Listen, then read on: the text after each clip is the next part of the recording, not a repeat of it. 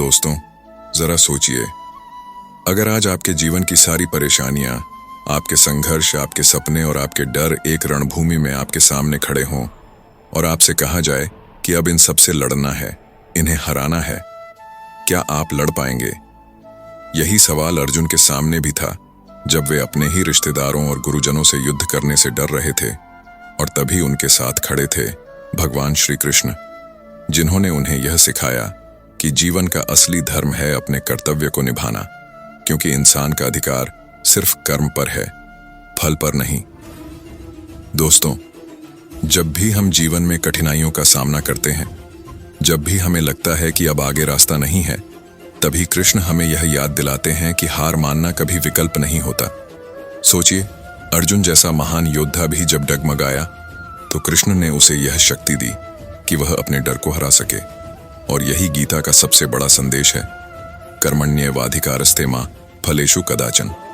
यदि आप आज असफल हो रहे हैं, बार बार गिर रहे हैं, तो याद रखिए, कृष्ण कहते हैं, कभी फल की चिंता मत करो, बस अपने कर्म में लगे रहो, मेहनत करते रहो, और एक दिन सफलता अपने आप आपके चरण चूमेगी।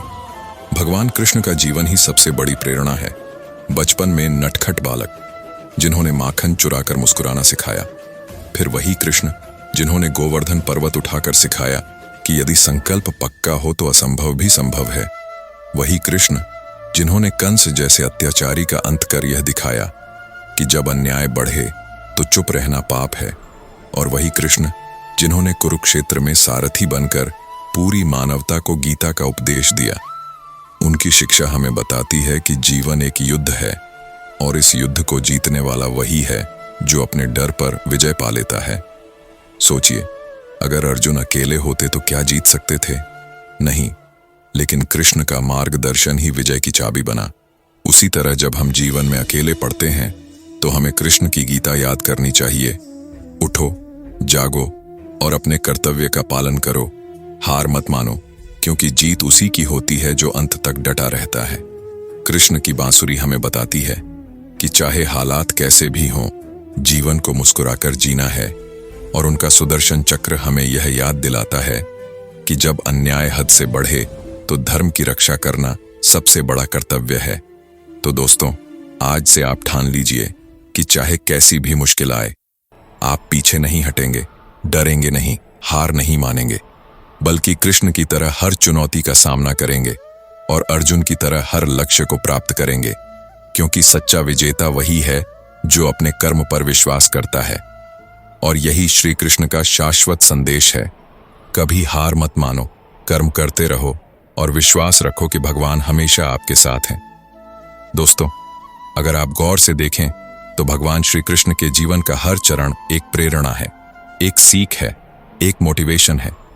आज जब हम संघर्ष की बात करते हैं तो हम सिर्फ पढ़ाई, नौकरी, बिजनेस या रिश्तों की मुश्किलें सोचते हैं, लेकिन जरा सोचिए उस बालक कृष्ण को।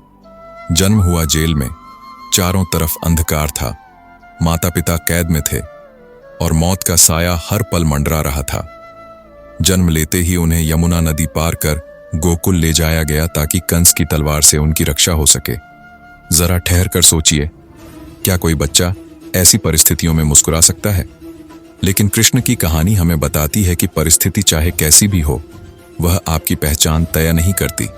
आपकी पहचान आपके साहस, आपके कर्म और आपके विश्वास से तय होती है। कृष्ण हमें यह सिखाते हैं कि अगर शुरुआत कठिन है तो इसका मतलब यह नहीं कि मंजिल कठिन होगी, बल्कि कठिन शुरुआत का मतलब है कि आपका जीवन किसी बड़े मकसद के लिए बना है। इसलिए अगर आज आप गरीबी से जूझ रहे हैं, मुश्किल हालात से गुजर रहे हैं, या लोग आपको नीचा दिखा रहे हैं, तो निराश मत होइए। यह संकेत है कि आप किसी बड़े मकसद के लिए पैदा हुए हैं। हिचकिचाएंगे या कृष्ण की आवाज सुनकर आगे बढ़ेंगे? और एक बात दोस्तों, कृष्ण हमें यह भी सिखाते हैं कि जीवन में मित्रता कैसी होनी चाहिए। सोचिए, द्रौपदी की लाज बचाना हो या सुदामा का अपमान दूर करना, कृष्ण हमेशा अपने मित्रों और भक्तों के लिए खड़े रहे।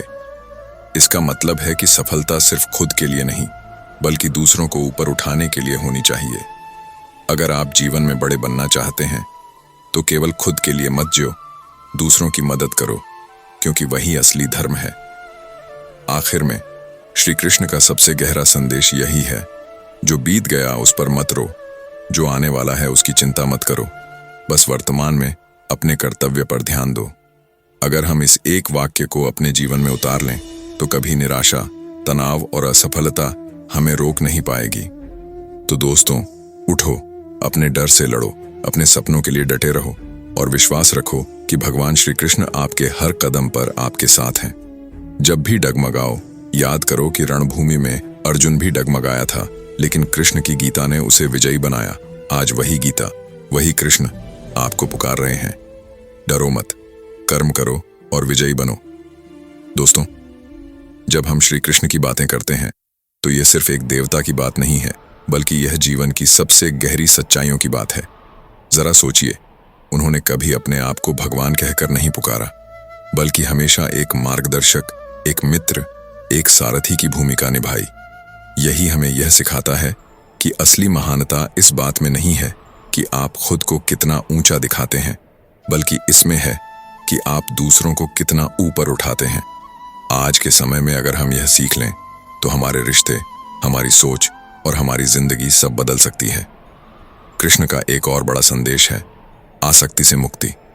अर्जुन को जब मोह हो गया कि वह अपने गुरु और परिजनों से कैसे लड़े, तो कृष्ण ने कहा, अर्जुन, यह शरीर नश्वर है, आत्मा अमर है।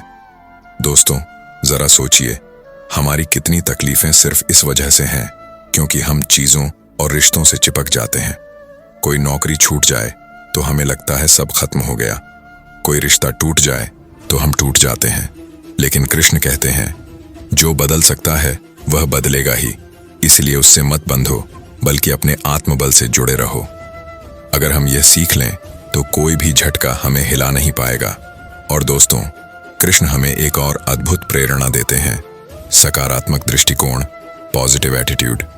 जब उन्होंने गीता का उपदेश दिया तो युद्ध का मैदान खून और मौत से भरा था, लेकिन उसी रणभूमि में वे अर्जुन को यह सिखा रहे थे कि यह जीवन अवसरों से भरा है।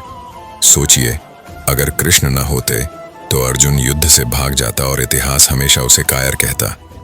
लेकिन कृष्ण ने उसका दृष्टिकोण बदला और वही अर्जुन आज महान योद्धा के रूप में जाना जाता है। इसका मतलब है कि जीवन की परिस्थितियां नहीं, बल्कि आपका दृष्टिकोण तय करता है कि आप विजेता बनोगे या हार मान लोगे।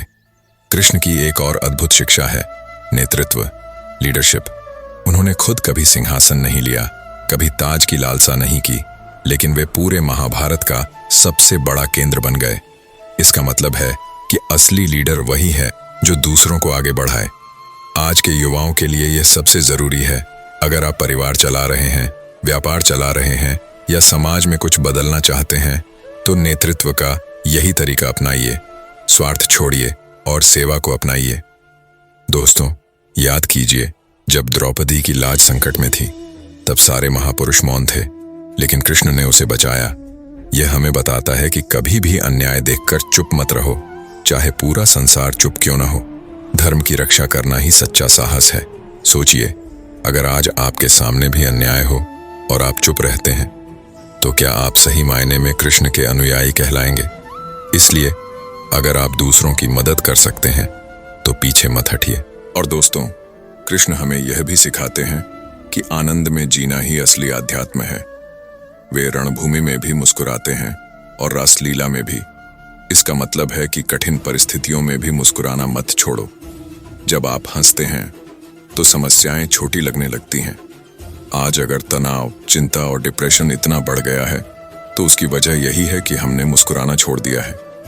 कृष्ण हमें यही याद दिलाते हैं कि जीवन का हर पल एक उत्सव है, चाहे हालात जैसे भी हों। तो दोस्तों, आज से ठान लीजिए, आप न सिर्फ अपने सपनों के लिए लड़ेंगे, बल्कि दूसरों को भी ऊपर उठाएंगे। आप किसी भी मुश्किल का सामना मुस्कुरा कर करेंगे।